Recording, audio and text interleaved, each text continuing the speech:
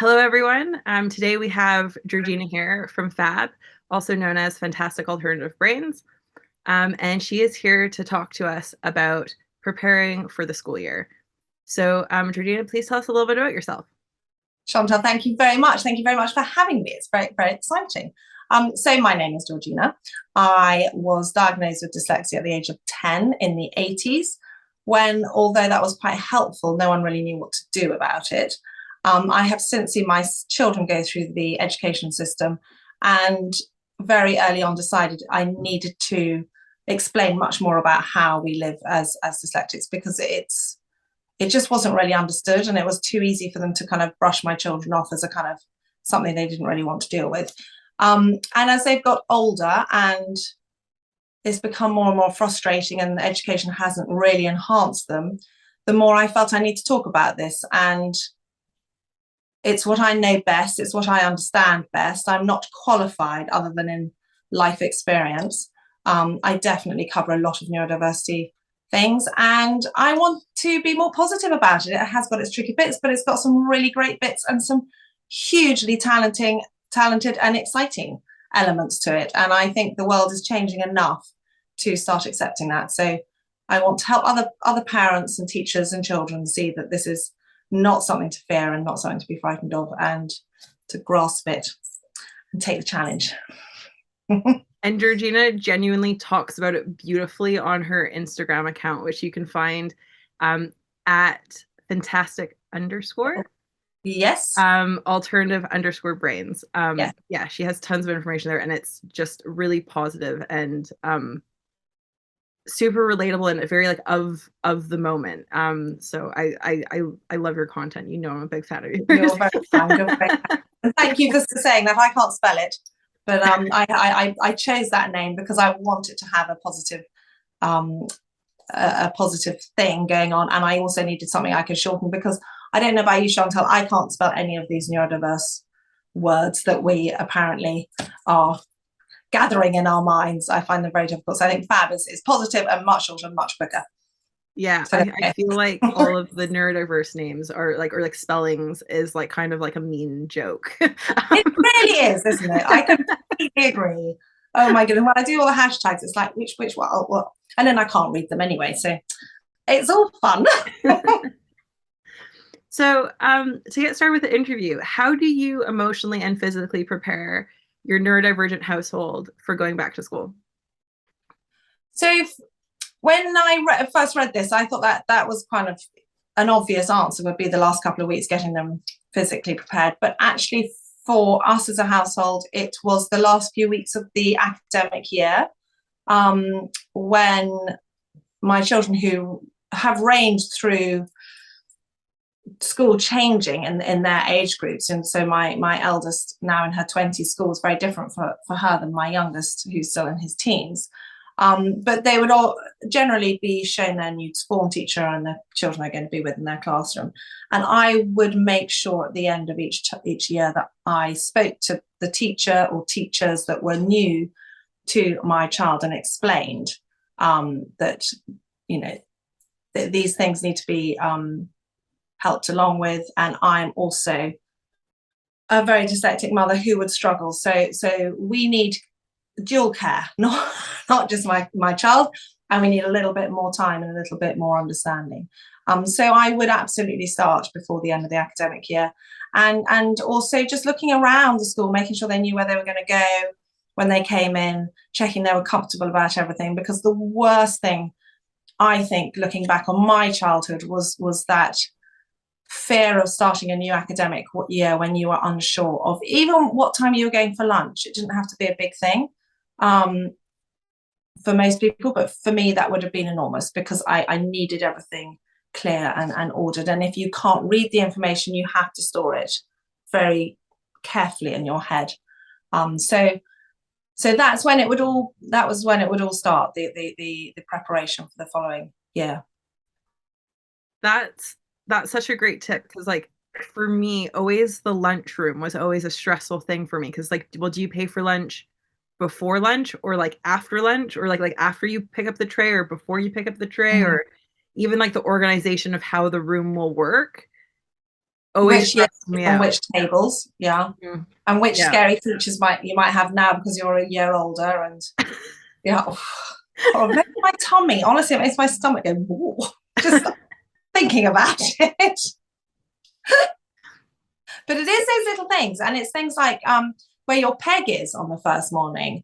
Because I don't know about you, Chantal, but going in for that first day where the school has been empty for a couple of months and it's been cleaned, everything feels odd. It was Yeah. cleaner than it had been for the past year. It smelt strange. The texture of everything is a little bit different. All the, your name above your peg is different. Everything is just not where you left it. And I think that's really unnerving for children like us. Well, and everything, because it's the very, very start of the school year too, nothing's been like customized or damaged. So like Yeah. everything looks the same. So like how are you supposed to know like which peg or which locker is yours when they all genuinely look Exactly like the the same. exact same? Yeah. Yeah. But then you've got that kind of puzzle thing that we're really good at. We're really good at puzzles. So then whether you're good at counting or not, which I wasn't very good. I would see a scratch on the locker to the left of me or something, or notice that my locker had a scuff mark at the bottom, or was slightly grubby around where the handle was. So, and the same with the desk. I would know that my desk, someone had left a bit of red felt tip on it or something. And so you kind of got the pattern of where your things were. I don't think people really think about that, do they? No, I don't think people think about that enough. And that is something that I think the neurodivergent community really pays attention to and really helps us out is those small little visual cues that people wouldn't think much of, but much think, About. yeah, Yeah. thank you. Yeah. Yet like for us it's a really big thing. Like even at the train station near my house when they kind of paved the platform and repainted all of the lines. Well, I knew that the door stopped somewhere because the paint on the line kind of had a weird shape in that section. And so Mm. that was a very defining, like that's a good spot to stand to catch the train. It's so true. Or someone left a bit of chewing gum on a tile or something. It's all Yeah. the How dare things. someone clean It's that a up? kind of comforting routine, isn't it? It's not like we can't cope without that. It's just a reassurance that Yeah. that nasty bit of gum will be to the right of our foot when we're standing there. Yeah. Yeah, So, absolutely. so true. So true. And I think what's really important on the whole going back to school, something that was really important to me. I didn't do much teaching at home when my children were little before they started school. I didn't want to get that wrong because I knew it wasn't a natural thing that I was taught. I wasn't taught like everybody else. I had to be taught, and I never really got the hang of it anyway.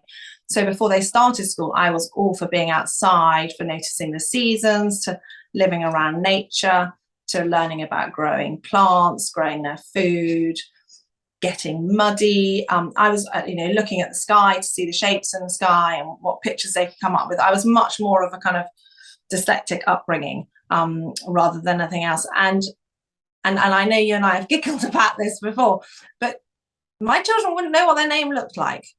They knew their name, but if you don't know what your name looks like, you need to be given other cues when you go back to school, because you could just have any odd letter above a peg, but you wouldn't necessarily know it was yours. Particularly with my daughter, whose name I chose as Phillida, but it starts with a PH. So that wasn't very helpful of me at all. Really quite cruel, actually. Well, but Lauren, you know what though? But that's so lovely to hear that you're conscious of children knowing the shape of their name because as I told you before, like I went to school and had no clue how to spell my name. I knew what my name was. I don't think I knew what my last name was. Mm. And so But there's why and I was would like, you? why would I know this? Like, Exactly. And my name is Georgina. So why did it not start with a J? yeah, Why would it have a G at the beginning of it? yeah. And But again, why would Chantel not be like S or like spelled like yes, Sean? exactly. Names are just a whole nother topic, aren't they? Oh my goodness me. But it is learning that shape, and I've talked about that in one of my posts, is learning the actual shape of a word, particularly if it's got a tall letter at the start or a capital letter. And I knew that I had a big, round, bouncy letter at the front of my name after a while of learning it. And then it was kind of straight, and then there was a loopy bit, and then it was straight. And that's how I would recognize it. But I still have to spell it out in my head every time I write it or type it. Yeah. Yeah, I distinctively have this memory of someone asking me for my mother's phone number. It was another parent. And I knew my mom's phone number, but I didn't know it to say the numbers out loud. I knew it only by dialing. And so I Like, could yeah, dial yeah, the number, but I couldn't tell them what the phone number was. So yeah, there is this thing where, yeah, the shape of something is much more important than the actual like yeah. individual details. You're so right. The pattern of numbers, when one punched them into a screen or a old telephone, I could learn so many numbers. And you punch with a rhythm, I found. Yeah. Yes. Yeah. Hopeless otherwise. So we've touched on this a little bit, but how does your experience differ from neurotypical households?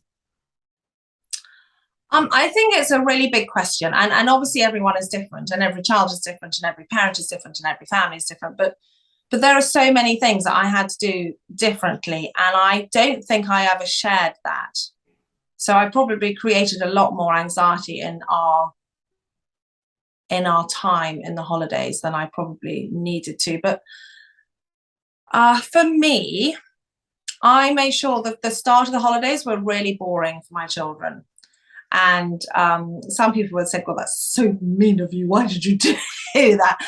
But school is really tiring when you don't fit that method of learning. And at the end of a whole year of school, one's child is absolutely exhausted. And you know teachers are tired. You know other children are tired. Everyone gets a bit bickering, a bit snappy.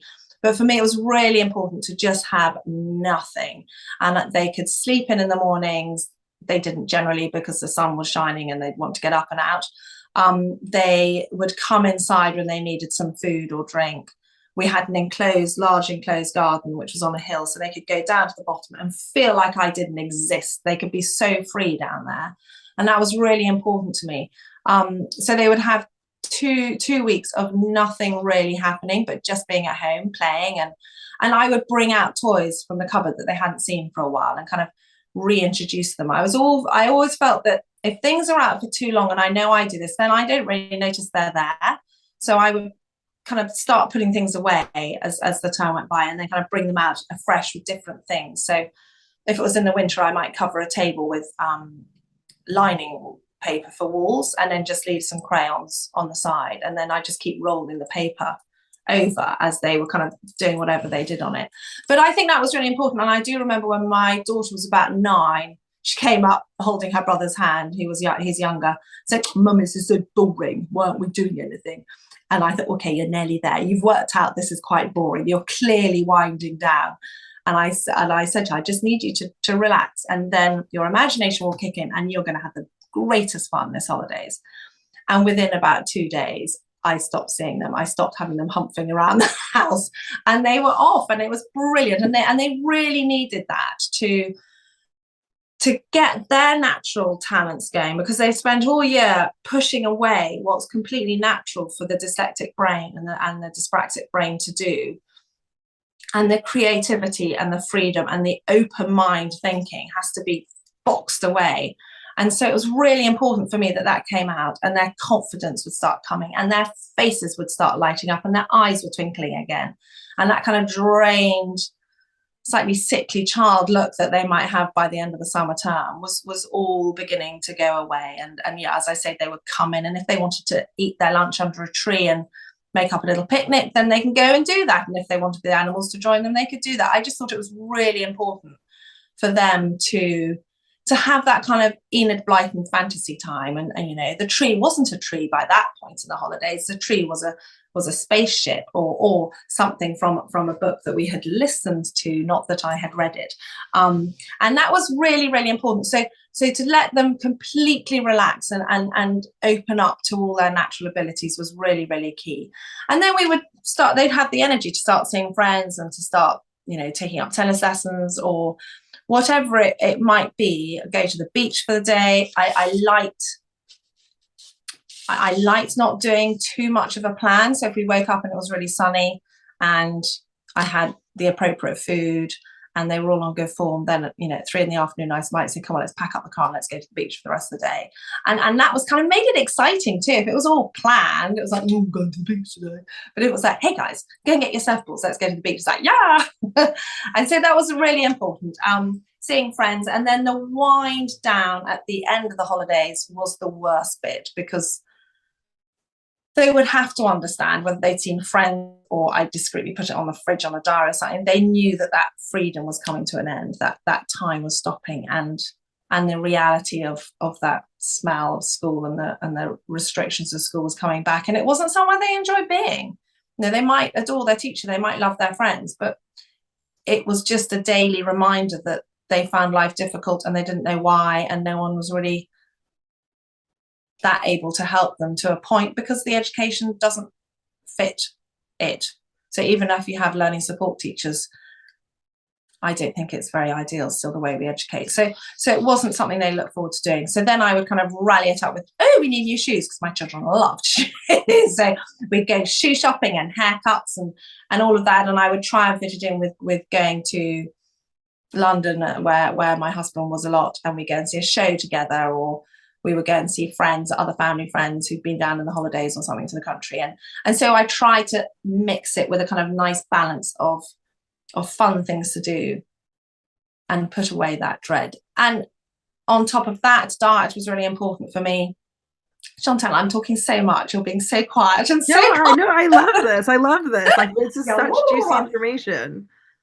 All the pictures just zooming in my head from my memory. So yeah, so we grew vegetables. So we had organic vegetables. I would buy locally farmed meat and locally fished fish, which was kind of lucky because we lived down in the West Country. Homemade organic food was really important to me, and it was something that was available, and that I think makes a huge difference to their behavior. I know when my children were first introduced to sweets, their systems found it really hard to take it. Yeah. But once you've had the taste, it's really hard to keep it away, isn't it? So I didn't do too much on that. And if they were happy, they didn't really notice that they weren't getting all the sweets that other people were getting. Also, sleep was really important. I was a big believer in an afternoon rest. Even when they were quite big, they didn't have to actually go to sleep. I needed that out of the way time. I needed that time for my dyslexic brain, my neurodiverse mixy brain, to have a pause, to reboot the energy for the afternoon, to have understanding of what I had to do to squeeze into that time. And I just think it was a really nice time for them to have that pause. And I said, look, you don't have to go to sleep. You can put a story tape on. You can look at some books. You can, I don't know, play with some of your more creative toys. So I don't know if my daughter wanted to bead some necklaces while listening to a story or something. The little one, when he was a baby, obviously he would go out for the count. My oldest son was always good at reading, so he could read a book. And just have an hour in your room and that lovely summer's air, and maybe the grass was being cut and you get that gorgeous smell from cut grass and hear the pigeons cooing, and just have that time to pause. And then all I had to do was rally myself up to let them out again. Not that I locked them in, but kind of, okay, come back down. I think I'm ready. But I thought that was really important, and just having those pause times. So even if they didn't sleep very well at night, which none of us are very good at sleeping at night, they had that time during the day just to stop. And so they were as rested as possible. And obviously, with the build-up of knowing they were going back to school, the anxiety would creep its way in, or as we called it, the wobbles, because that seemed less daunting. And we had so many different methods to try and help calm things like that down. Actually, I'm fiddling with my amethyst quartz. I've always loved crystals, and when they were very little, I did notice when I went into shops where there were crystals, they would just kind of go towards them. So they might have one by their bed, just little things to kind of keep things calm. So yeah, rest, diet, building their confidence, the most important thing, and lots of free play. Well, you had a really interesting tip, and I think this kind of goes into our next question a little bit. So our next question is that you do have children of different ages. So how does planning back to school change as the children grow? And do the things that you do to accommodate your children's neurodiversities change? But with this crystal, I do remember you telling me that you use that as like a good anxiety tip for the children when they did go back to school. Did you want to speak a little bit more on that? Yeah, absolutely. So, as I said, I've always been a crystally person. I now get given quite a lot, and I love them, and I do always have something in my hand just to kind of keep my brain clear. Yes, so the anxiety of saying goodbye in the morning was always really hard. I never pointed this out to my children, but I always thought it was idiotic that you spend the early years of your children's upbringing saying, don't talk to strangers, don't trust strangers, keep with mummy, don't let go of my hand, or, you know, if I'm pushing a pushchair, pop your hand in my back pocket so I can feel that you're there. And then, you know, news round or whatever might be on telly, you know, child got lost in a supermarket. There was so much emphasis on not losing or being lost. And then you turn up in a new environment full of strange children, full of strange teachers, and you go, there you go, darling, have a great day, see you later. I just think it's absolutely bonkers. That, along with not knowing how your name looks or what letters are, or being able to focus on the classwork because your mind is doing so many other things, and school beginning to be quite an uncomfortable existence. And maybe if you're hypersensitive, you know, I keep talking about the smell of school, that's what I remember, and the touch of the clothes were all quite uncomfortable. Not uncomfortable in a kind of, I get a rash, just uncomfortable because it just felt wrong. It just didn't feel good inside, not so much on your skin, but inside was uncomfortable. And so my children were very anxious, and I was terribly anxious as a child. And we found these little teddies that would be kind of sewn together, tiny little teddies, and one would have a bow and one would have a tie on it. And so I would unclip them from being together, and my child would take one and I would keep the other, and they'd keep one hidden in their pocket. So one of my children would do that, and I would keep Teddy with me all day, and I promised I would keep Teddy, and Teddy would be in my handbag or sitting, you know, next to their car seat when I collected them. And then my other children love having crystals. Actually, they all ended up using crystals, and you can get really tiny little tumbled crystals, and it was whatever they liked. And just to have in their pocket to do exactly what I'm doing now, you know, if they felt a little unsure, and they could feel a headache coming on, or their heart racing, they could just pop their hand in their pocket. And I would tell their form teacher that it was there. And then I would get them to pop it in their shoe, or suggest they popped it in their shoe when they had games, so that it didn't get lost. And that worked really well for quite a long time, actually. I would say even when they did big national exams, they might well have one in their pocket. Yeah, no, that was very important. Well, and that's like something that someone can use like their whole life, right? Like that's a fantastic idea. Exactly. And it can be anything. And I think what's so nice about crystals, so many people use them now, and people talk about them the whole time. But we do have different things. You know, I've got a children's toy here, which I love fiddling with because I love the colours and I love the texture. And it's for babies, but I don't really care. I think it's lovely. And then other people might fiddle with their jewelry. And my sons have those fidget rings where you have a ring and it's got a little spinny inner bit on it and you can flip them around. So there's so many things, and they're so understood now. I think it's really important for any kind of wobbling or anxiety or worry, just to have those little tools if you need them. Yeah, very much. I can't remember what your original question was, though. What was it? So it was how does planning back to school change as children grow, and do the things you do to accommodate your children's neurodiversities change? Yeah. So I think we've covered the kind of how the holidays works with the end of the school year. And one thing I didn't say, which I think is really important in the holidays when they're having that free time, is I would encourage chaos and lack of routine, and to get dirty and to get grubby and to have lunch with soaking wet hair if they've been swimming, and to, you know, if they're baking, get all the pastry and the cake mix all over their hands and all over their face, and just create mess. I think is really important, particularly if you're hypersensitive to anything, just whether it's smell or touch or sound or whatever it might be. It's really, really important to get messy. So as they got older, they realized that I needed help quite quickly, and I know ideally I'm very organized and I have everything in its place, but with children that kind of goes a little bit crazy, as you can look around my office if I was to show you. And my children wanted that, two of them wanted that order. And so my eldest would be very on it and very kind of good with all the kind of pencils and pens and rulers and all that kind of school classroom thing. My youngest would be really, really good at making sure that he was clear on his right sports shoes and right sports kit. My middle child didn't really give him monkeys. I just had to make sure I had what he needed. But it was the whole uniform and the whole kit for school that was hard. And so as they got older, they knew what they needed. Yeah. And so it was getting it out from the older sibling and whether or not that was going to work. Picking out the next size hockey stick from the bucket in the cloakroom. It was little things like that. And I found that really hard work. I would print out loads of lists repeatedly and check them off repeatedly.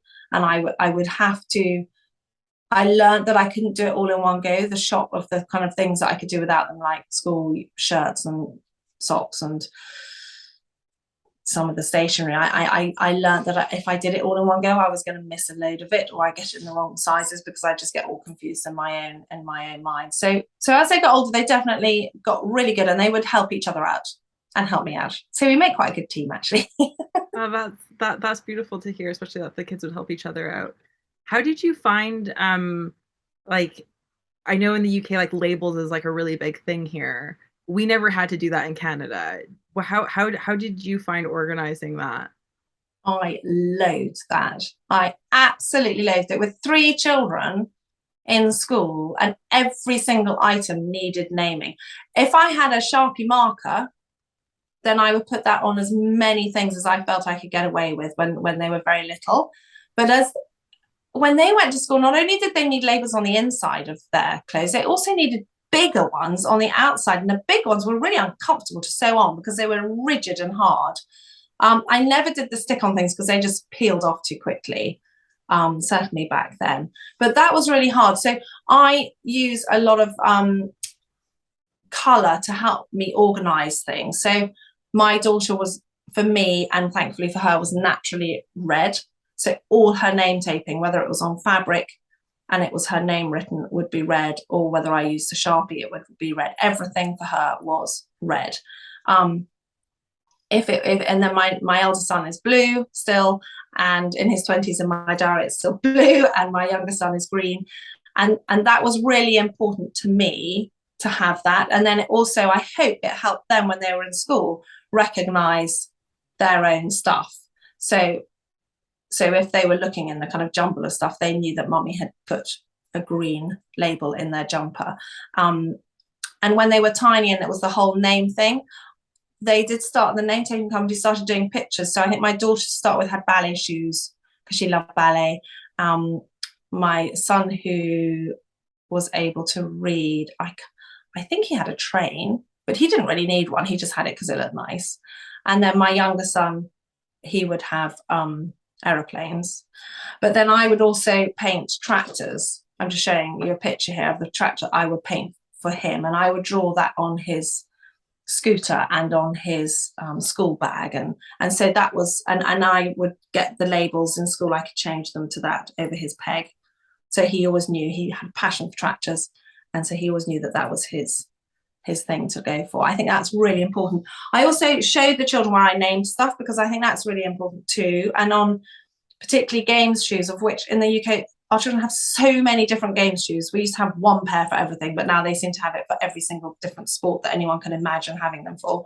And I would put them on the back of the shoe, on the heel. So when they were slotted into their little kind of cage box thing, toe first, on the back of the heel, I would write in their colour their initials. So that was easy to see. And if it was flung around the room and hiding underneath a bench, they hopefully would notice that before someone else's. And see that was theirs rather than just walk away going, no, it's not mine. That's so clever to think about, like, where is the shoe gonna be? Where would you see it easiest rather than having to like go underneath the tongue or dig around to find the Yeah, label. I think it's really important. And I struggled with dressing as a child. I really struggled with laces and all of that. And I was delighted to find that more and more as my children came along, that they started doing Velcro shoes, definitely made it easier. But just putting socks on and changing a top and putting a tie back on when you're little is really complicated. So I felt if I could pack it into their games kit in the right order, that would help. They were going to take it off in a heap because they'd be rushing and late. So if they could see their name quite clearly in colour, picture, or recognise their name, that was just going to give them a little bit more of a chance to not get left behind, not get told off for being late, and lessen the panic. So I just kept taking myself back to when I was there. Yeah. So you mentioned how you use different colors so that you can keep track of things a lot easier. Are there any other things that you do to accommodate your neurodiversity? And how do you find space for your needs within the family and school dynamic? So like how do you prioritize you in all of this as well? I think I learned to prioritize me because I was not coping. Mm-hmm. I wasn't coping. And I rang a dyslexic charity and said help once, and they went, don't deal with adults, sorry. Don't have any suggestions. I said, what, Wrong nothing? with that. You don't have any suggestions at all? I went, no, you deal with that. And I remember sitting at my kitchen table crying, thinking, oh my God, I can't do this. I can't support my children. This is really horrible. And I felt so alone. And I never came across anyone who said they had dyslexia. A few guys, because it was only meant to happen for boys, but I never came across other mothers or anything. And teachers didn't really get it. So I had to adapt so that I could cope. So I had to really turn my whole thinking and vision inside and try and remember the purity of dyslexia and the purity of my neurodiversity, because so much of it had been chopped out so that I could fit and so that I didn't make a scene and so that I wasn't being lazy or idle or unhelpful, strange in a social situation. I had to kind of go back and work out what it was beyond the anxiety, beyond the worry, beyond the pain and discomfort of not fitting, and work out what it was for me. And I always loved colour. Colour changes my mood. So for me, it was very obvious once I got there that my children had to have a colour. Yeah. And you can use these great pens with different coloured I have that exact same barras, you know, with the different thingies. And so I have these on everything. And I use it the whole time. I use it in diaries today. You know, two of my children don't live at home anymore, but I always enter anything to do with them in my diary still in their colour. My husband has a colour. I have a colour. The dogs have a colour. How about that? So that's really, really important to me, whether it's diaries, whether it's lists. If I'm writing a list, I will change the colour as I go down the list, because I'm not going to see a sheet of paper all in one colour. Yeah. I mean, I'll see it, but I won't pick up on what the information is. And so it's a bit like, I suppose it's a bit like highlighting, but rather than highlight afterwards, I highlight as I write. Yeah. That makes a big difference. The other thing I have done a lot, I just showed you the picture of the tractor that I did for my son. If I can't spell words, I draw them. And I know that there are dyslexics who prefer to use a photograph or picture list than words. I think I've been so trained to use words, I naturally go to words, but I will draw things if I can't spell them, or if I just can't get the connection from my head to my hand in time. It's quicker to draw it. So yeah, so a lot of people do use lists as pictures, whether they print those off or whether they do them themselves. So you really have to try and work out what works for you. I also record a lot, record lists. That's becoming more and more helpful. The whole technology world is definitely I love a good voice note. Yeah. The trouble is, you've got loads in a row, you can't work out which one was it. It's not that one, it's not that one. But yeah, so for me, color is really important for keeping my lists clear. But I don't always see the stuff on it. I can write something down and then I might find I can't read what I've written because I don't understand my spelling, or I just might not see it, which is why I knew I had to do my shopping in sections. And then I would need a huge amount of space in order to put each child's stuff in it. And I was lucky I had a big empty bedroom that we didn't use unless people came to stay. And so I would have everything from the school ruler to the hair grips to the games shoes to the yucky gum shields, hockey sticks, a whole lot would all be in its pile. God forbid the children went in there and decided to muck around, because then I'd be starting all over again.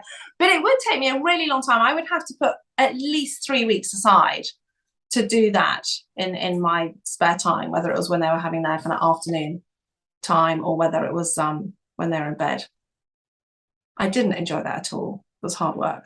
Yeah. And I always knew that I was going to mess up on something. So even when they went back to school, I knew that another mother or the teacher would go, Mrs. Reoch, you haven't done this. Or did you realise, Mrs. Reoch, that your daughter was missing her very important tights for ballet today? And I'm like, oh, I'm so sorry.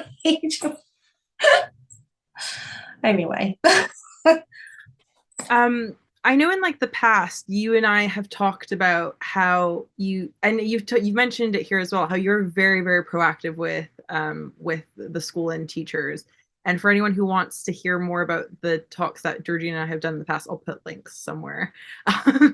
But with so okay. So you're very proactive in talking to teachers and saying like, this is what I need you to do to like accommodate me. And this is also what like you need to do to accommodate my children as well. But it's like you make it very clear that they are dealing with someone who is neurodivergent. Yeah. And that like, weekly newsletters or notes don't always make it to you. And you may not fully read them or understand them or misinterpret something. So with that being said, do you believe that schools should do more to support parents during the back to school process, or for schools to do more to support like neurodiverse children or neurodiverse parents? Because it is this thing that like neurodiverse parents get ignored. It's like children grow up and poof, like the neurodiversity disappears, which is not the case at all. No. It's such a big question and it's such a hard question. And I think schools are phenomenal, but I think they're really restricted. Like we are restricted within those systems. Yeah. I think very few human beings actually learn the way that we're required to learn, whether they are diagnosed with anything or not. And I loathe saying diagnosed because it's not an illness. It's not something unpleasant. It's a part of who we are. It's a part of our character. It's a part of how we look at the world. And that's a good thing. It just doesn't fit in the boxes that people want it to fit in. So I think schools do an amazing job. I don't like asking too much of schools. I think the whole education system needs to have a really good think and a really good look. And I think it needs to talk to us. It needs to talk to our brains to see how we function and how we get them to listen is a whole different matter. But I think if we shout a lot and get a bit annoying, then it might work. But I think schools are incredible. The way that I would try and help the school help my children, and also by helping me, would be explaining to them why I've put a tractor on my child's pencil case, why they don't all have black markers on their clothes. It's because I need them to see the colour, and why, what you teach them in the class, they might do really well at, as you have told me, but when we get at home and I read it to them, it doesn't make sense to me, because I think a lot of the time the English is rather rubbish. And then they're confused because it's not how they remember seeing it. It's not how they remember hearing it. And things like homework become the most stressful time of the day when the child's already melting with exhaustion. And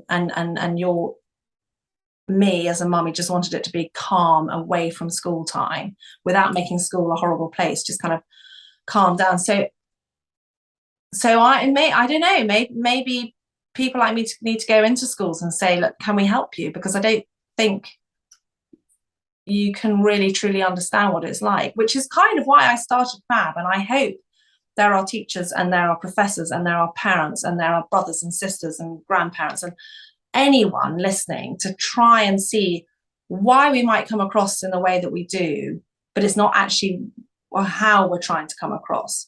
And what's so important for people to understand is that we have really good brains and we really want to learn. And I think because we sit in the class looking a bit befuddled, people just think, oh, they're disinterested. Go, for me, go and draw another picture. I mean, excellent. I like drawing pictures. I didn't mind that, back to my colours. But it wasn't very helpful. And I think it's really important that society realizes that we want to learn and we can learn. We just cannot learn so comfortably in the way that we're taught. Yeah. And I did hear that wonderful charity Made by Dyslexia discovered that teachers in the UK especially are not taught about dyslexia and other neurodiverse things, despite teaching courses being so detailed and so long. It's not something they cover. And if you think you've got a classroom of 30 children, there's going to be a huge mixed bag. And I think that's really hard on teachers to be expected to manage that. And you know, if you have a naughty child or a particularly quiet child, they're the ones that you need to help. They're the ones that are seeing the bigger picture. And they're the ones that I think are really exciting, actually, because they got it all there. They just don't quite know how to share it and how to put it out there. So I think we just need to inform more. And so Made by Dyslexia have discovered that all children can study in the way dyslexic children do, and they all benefit from it. I don't think it takes a rocket scientist to work out what needs to change. I really don't. And I think it would be so exciting to have classrooms and schools full of children learning in all these different formats that we learn: visually, hearing, touch, pulling all of those together and seeing the fantastic musicians, the fantastic authors, the wonderful artists, the amazing architects, the brilliant mathematicians, and pulling them all together and seeing what they can do together rather than segregating it, and then taking children like myself and yourself out of the class, missing something quite fundamental, whether it's sport, we need coordination, or whether it's English, or whether it's music. All really important. Doesn't matter that they might be more creative, they're important, but we have to miss those to go and study our sounds and go and study how we write sentences. Whereas we can communicate fine, just don't ask us to do it from our head to our hand to a piece of paper. It always bothered me so much growing up in elementary school, how I'd be taken out of a arts class or a math class, both classes which I absolutely loved and were doing really good in, to then go and learn how to read and write. And it's and you know, I'm thankful for the extra tutoring, but I hated the fact that I had to miss out on things that I really enjoyed and the parts that made school enjoyable to go to. Yeah, In order it's so to do something hard. that was really difficult and not very fun. And it then takes out the kind of light relief of the day, because you've got to miss that.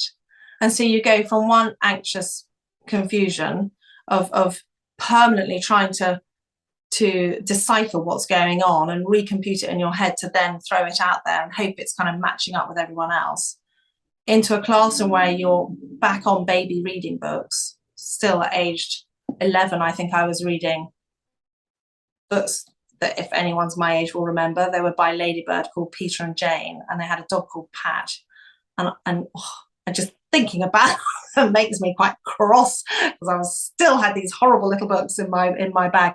And so you go back to a place that you're uncomfortable, to go back into another lesson because you missed the one that you are really comfortable in. So your day is just kind of miserable and blooming hard work, isn't it? Well, and it's this thing where we have this class that would have been this like break for us and easy enjoyment, and we're forced to then instead go from like a difficult class to another difficult class to another difficult class. There's not that. All the while our confidence being chipped away at, and our self-belief just being thrown out the window. And so the opportunities when we could shine weren't always there. I do think for schools, I think, and I suppose it's what I've been doing, I think the easiest thing to do is for parents just to speak up. Yeah. I really, really do. And if it really disheartened me when my daughter started school in the early 2000s, how little it had changed from when I was at school. It really upset me. And so I just knew I had to be brave and just voice what was going on. And I remember saying to all millions of schools that we went around, there's a high chance my children didn't have neurodiversity, because that wasn't a word I knew about until quite recently, but it's highly likely my children will be dyslexic. Dyspraxic and dyscalculia also weren't words that we were coming across. So dyslexia kind of covered the whole shebang then. And teachers were very, very, I remember one school going around it saying it's a really good school in London. The headmistress said, oh, but dyslexia is all in the mind, it's not a real thing. There are only certain times in my life when my body gets so hot and my fists, and I am not an angry person, I'm not a physical person, but I sat until the end of the meeting, and we walked out and I said, Robert, can we just leave this building immediately? It was so upsetting. Yeah. I couldn't believe at a really top school in England, in London, that could happen. I'm glad to say she's no longer headmistress of that school. So that's really hard. So it was really up to me to educate and say, no, this isn't a myth, this isn't fake, this isn't because she's lazy, this isn't because she can't be bothered. And even then the help wasn't great. So I think it's really important for schools to help us. We have to help them understand. Yeah. So I think we have our final question, which I think is like a great one to end on. Do you have any advice for neurodivergent parents? Keep talking really loudly. Yeah. Keep talking. Don't hide it for yourself. Be brave about telling people. Be matter of fact about telling people.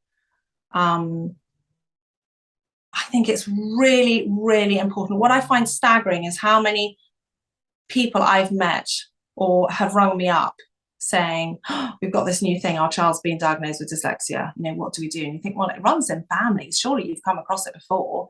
Have a think. Is it you? Is it the child's father? Is it the child's mother? Is it your brother, your sister? Someone is going to have similar traits to this child. So I think people have to, I think people have to listen out for it more. I was actually somewhere this weekend talking to a really dynamic, really creative guy. And he was saying how his child is driving him up the wall because he will not read his English exam book. And it was George Orwell, I think. And he said, I brought the book and I'm going to write a note halfway through saying, let me know when you get here, because I just want to see how long it takes him. And I thought, okay. And he said, he wants to do the audio. Can't do the audio. Got to do the book. So I thought, okay, I'm not going to say anything because you're not ready yet. So then we were talking about other things. And there came an opportunity for me to say, well, actually, I do listen to audio. I completely rely on audio because I'm very dyslexic. And he went, oh, well, my son, who isn't doing the English homework, is very dyslexic. I went, that's why he wants to do the audio. I said, okay, would you listen if I suggested a few things? And he went, yeah, go on. And it was a lovely chat, full of buzz and enthusiasm. I said, okay, so you're going on holiday soon. You get a copy of the book and you download it on your phone as well and do it together. He's a teenager. It's a really difficult time. And if his father can stop and have that time with him and say, come on, let's do this together, I will listen, which is new for me, and we'll read it and we'll go at the pace so we can follow the book with the audio. And I said, and please be aware, if he's hearing it and following it in the book, it doesn't mean he's picking it up from the book.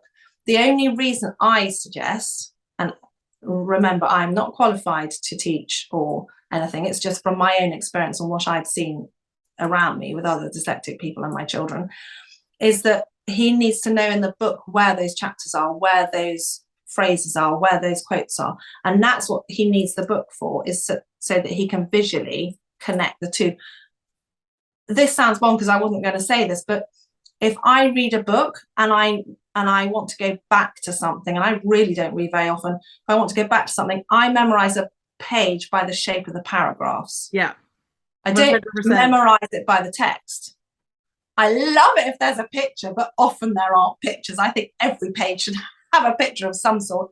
I said that's really important. So he's got his highlighter and even marked down, the timing on the audio to match the page and the quote on it. And he was brilliant. His face lit up. He said, "Oh my goodness, I had never put two and two together." He was clearly a very bright guy. And as I said, hugely passionate about life. And we ended, and I said, "You don't have to do anything that I recommend, but this really might help your son. And if you do together, then what a nice thing to have supported him with." And he said, "No, I'm going to do that. That's going to be our holiday thing to do." And I said, "And just know that he won't want to do it. So be nice." It's just holiday time with daddy doing your horrible English. I said, "You'll want to go and do something else as well." I know it's just as painful for the parents as it is for the kids. Oh, it is. It is. And I'm not confrontational at all. I hate confrontation. And you see your child just not angry, but just pained. And that can look angry. Pain can look angry. Mental pain can look angry. And you just want to wipe it away. But there are certain things you have to go through, whether it's for your benefit in education or whether it's your benefit for life experiences. And I think the more you can do that under the safety of your parents' roof and the surroundings of your school before you go into the outside world, the better. I'm a big believer, and it may not pay off, but I think when children in the UK do their national exams at 15, 16, the GCSEs, it's really grueling. They can do at least 8 to 12 subjects, which is completely unrealistic. And it's hugely competitive and they get very, very stressed. And our school is very good at laying out what needs doing. And I've always said, look, you know what needs doing. You know that the more effort you put in, the more it will pay off. If you need support, let us know. I can't give it unless it's an art subject. I'm hopeless. And I think it's a really good place. And I know a lot of parents don't agree with this. I think GCSEs are a really good time for children to see what effort and what kind of effort they have to put in to get to where they want to go. And if they're going to sit in their room and do nothing, probably won't go so well. But better they learn now in the safety of education and home than I feel than they learn that in their first job in their mid-20s, because it's hard. Well, that's actually a really good point, because I always spent a lot of time studying for school and would just literally just like not have fun and just like Yeah, my mom used that's to the have other to way take the around, isn't textbooks it? away from me. And I went to university at first, and the first year that I went, university in Canada works a little bit differently than over here, but I had a year where I could debate, did I want to go into the sciences or did I want to go into the arts? And so for my first year, half of my classes were very science-based. I really wanted to be a meteorologist. And then the other Wow, well done. That's really impressive. well, it was, but to be honest, I very quickly realized that the amount of effort that I had to do to keep up was just a bit too much for me.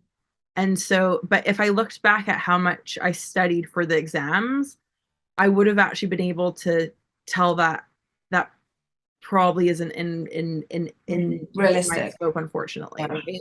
So even though it was something that like I was very skilled at sciences and math, but to study for it and to know the terminology of all these giant science words, I just That's what I was going to say. oh Reading and my, like spelling and pronouncing and give me formulas and equations, no problem. Having to tell you what it is, no. So, really hard. And um, we do burn out. We do burn out. We have to work so much harder at anything. So I would very much say that subjects that really aren't natural for you, don't overdo it. yeah, Save your energy for the subjects that you can do really well in.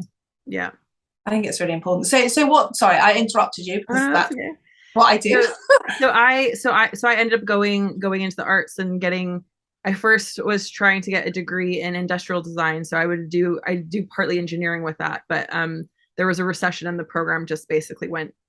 Oh no, what a It shame. just I couldn't do it anymore because of the recession. So I ended up doing a degree in graphic design and media and communications. So Fantastic. yeah, but That's really it is that exciting. thing where it's we can we can go to university and college and stuff like that, but we can it's having those honest conversations with I feel like with an adult like that gets it.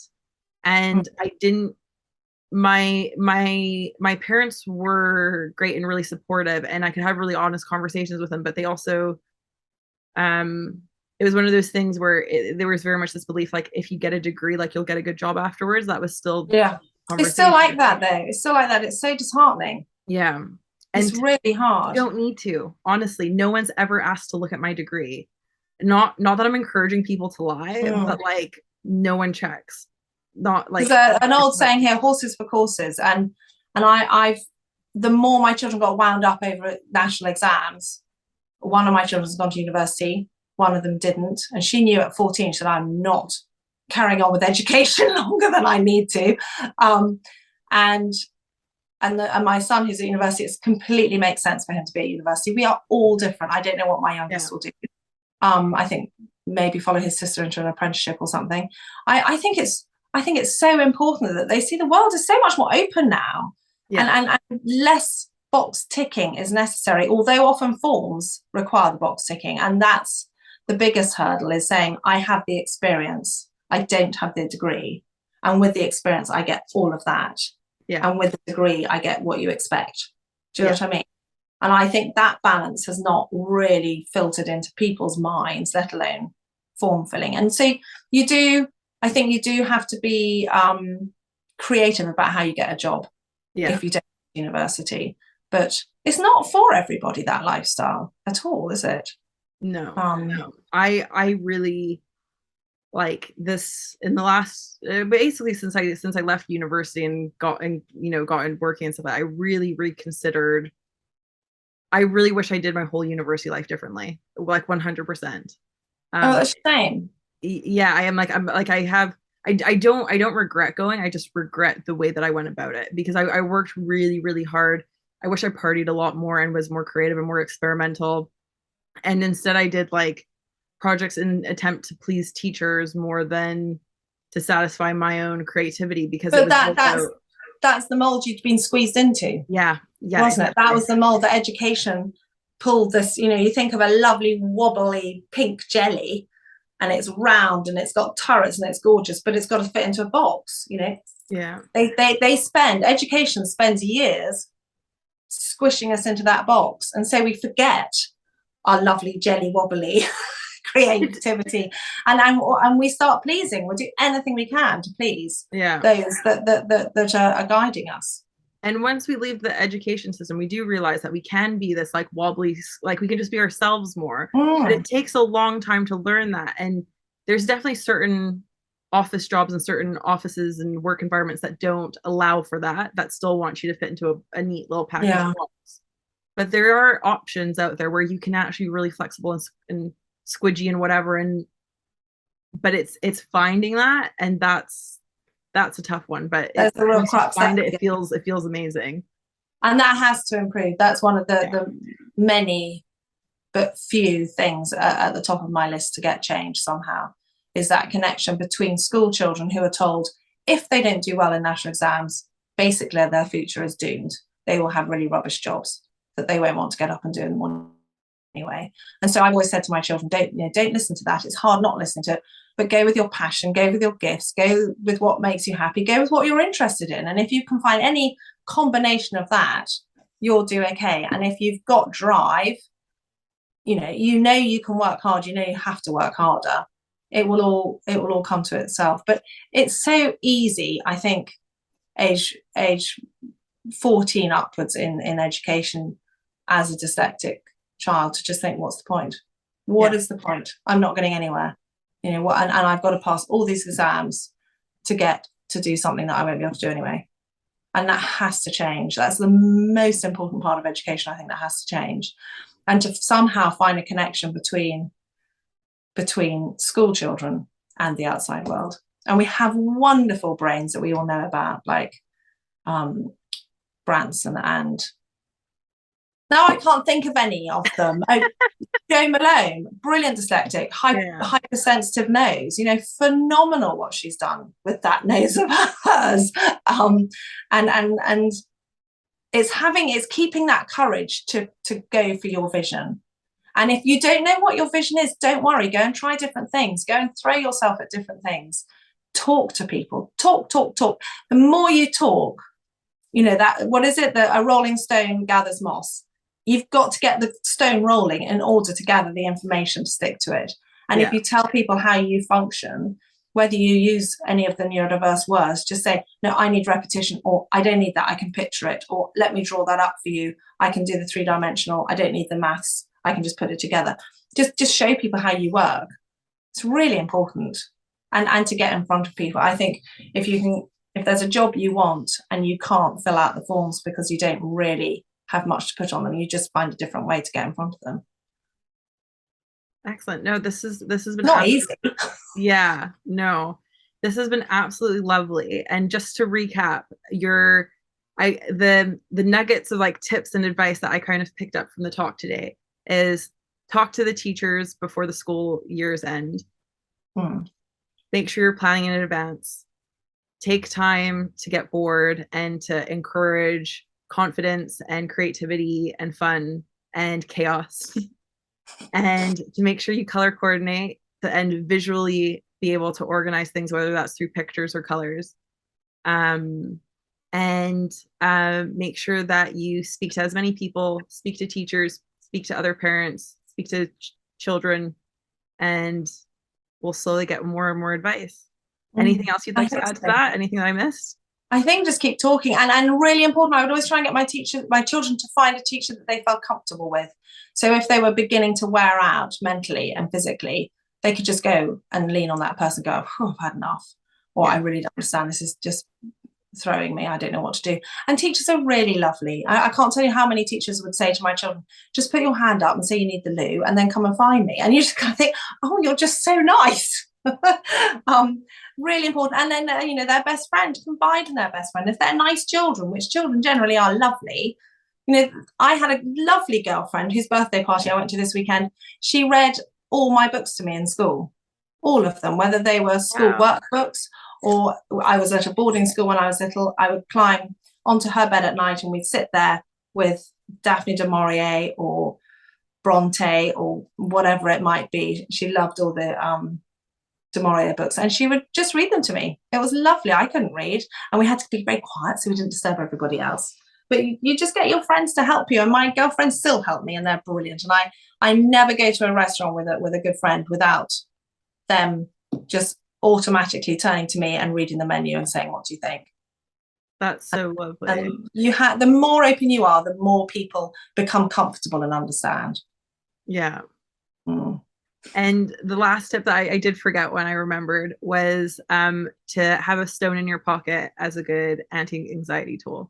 Yeah. Or whatever it might be. It might be a shell, it might be a stone, it might be, I don't know, a bit of makeup, a hair elastic. Those fidget rings are really good. There's always something. Something tactile. Can help. Yeah, I think. Anyway, thank you, Chantal, so much for having me. I've really enjoyed this chat, as always.